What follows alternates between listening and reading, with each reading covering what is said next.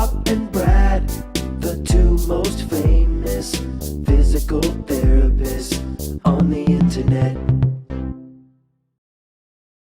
Hi folks, I'm Bob Schrupp, physical therapist. Brad Heineck, physical therapist. Together we are the most famous physical therapists on the internet. In our opinion, of course, Bob. Today we're going to show you how to use a TENS unit after stroke with multiple sclerosis, fibromyalgia, CRPS, we'll tell you what that is in a second, and RSD.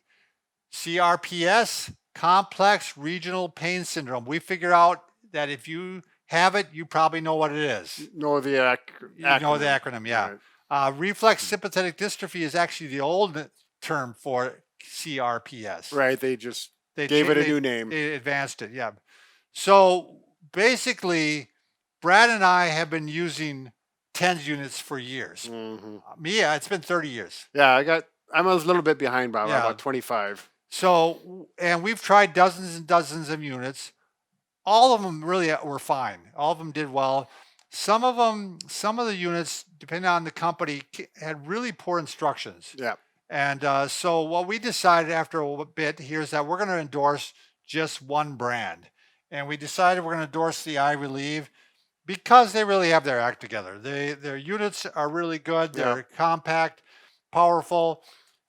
They actually have a range of prices. So if less expensive if you want to not spend as much, and more expensive if you want like wireless. Right. And so we show you step by step how to use some of their units in other videos. So to get to those videos, this is what you do.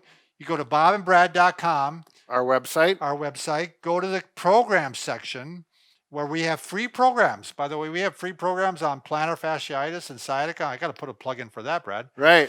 And each program has a list of videos specific to that diagnosis, and it saves you a lot of time on getting to what you need for your health. Right. So we have videos under the TENS section that are, one is for the 1313. That's a lower price model. Yeah, here.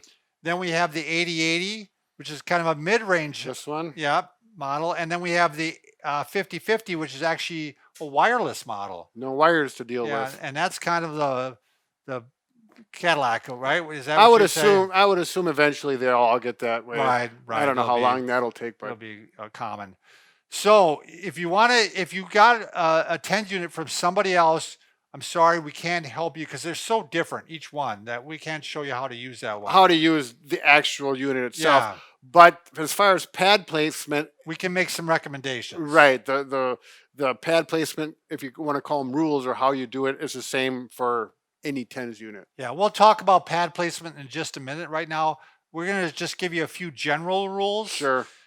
First, with any type of pad, you generally want to clean the skin with soap and water.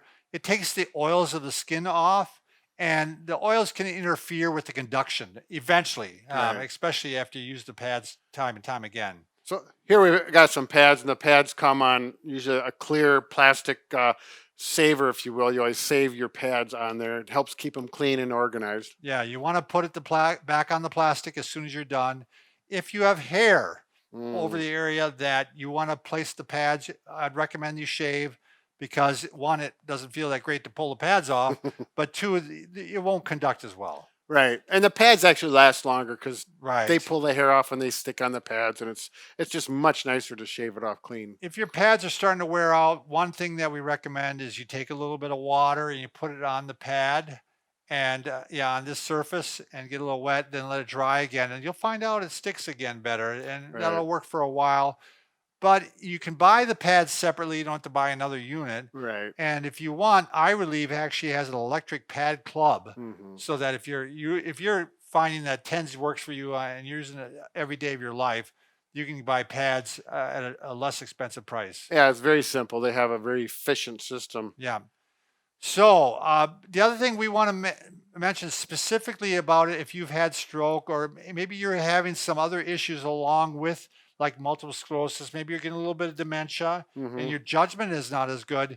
Obviously, we're going to recommend that you see a professional, right? A physical therapist, chiropractor, or whatever, before you start using this, because you don't want to do some things that'll actually harm you or give you some injury. For example, if you had a stroke and you have arm pain, sometimes along with the symptoms of a stroke is numbness, or Yes. you're not going to be able to feel it, or the feedback. So you might be turning the unit way up to a high level, and it normal for the person before the stroke, it would be way too much. But then with the stroke, because of the nervous problems and damage, it's too much, and it's just not safe. Yeah, and also with stroke, after you've had a stroke, a lot of times people have what we call increased tone. Mm-hmm.